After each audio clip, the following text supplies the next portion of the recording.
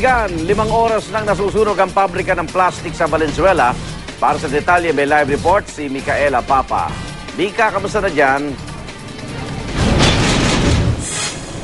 Igan, sa ngayon ay bahagya nang lumiit ang apoy dito sa pabrika ng plastic kung ikukumpara sa dambuhalang apoy na lumamon ng 5 gusali dito sa pabrika kanina.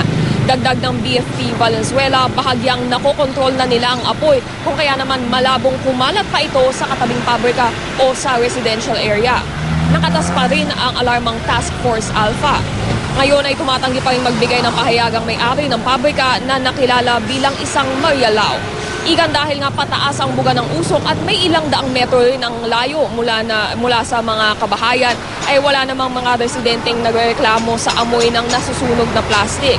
Ayon nga sa Bureau of Fire Protection, hihintayin na lang nila ang abiso ng Valenzuela Health Office kung kailangang ilikas ang mga nakatira sa paligid ng factory para sa kanilang sariling kalusugan. Yan ang latest mula dito sa Valenzuela. Balik sa iyo, Igan. Maraming salamat, Micaela Papa.